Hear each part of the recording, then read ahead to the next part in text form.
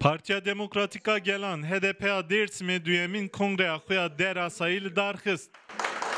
Kongre bi duruşmeya komkujî û dorpênjkirin nikare berxwedana me bişkêne bi rêveberiyên xwe re ber bi dahatiya azad li hola konferansê ya şaredariya Dêrsimê bi rêve çû.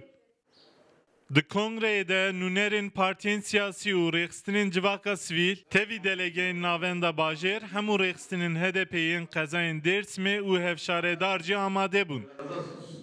Piştî axaftinan, delegeyan hevserokên nû yên HDP Dêrsimê hilbijartin.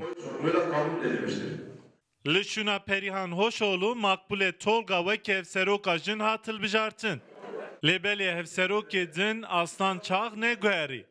Önceki dönemde yer alan Hevalên me yên beriya me çi ji destê wan hat kirin. Em ê jî kar û xebatên hevalên xwe li ciyê jê mayî berdewam bikin. Armanca me wê bi serxistin û geşkirina partiyê be. Ji pêvajoyê diyar dibe ku kar û xebatên girîng li hêviya rêveberiya me ya nû û bihêz e. yüceltme.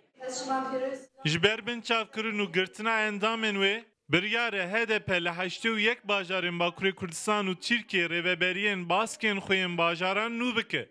Ji ber wê girtin û qirkirin û talankirin bi taybetî li ser partiyê li ser siyasetê ku pêk tê hemû hevalê me em jin hinek hatine girtin hinek em bêjin hinek yani ne li ser karê xwe ne li ser wê esasê jî me xwest li seranserê Tirkiyeyê 81 bajaran kongreyê awarte yekemîn ama li Dêrsimê jî ev ya duyemîn em li dar dixin ku em bikaribin bi hêza ku bi destê dewletê tê xwastin ku bê belavkirin em wê hêzê carekê din kom bikin û bi siyasetekê xurt li hember wê zulm û zordariyê derkevin.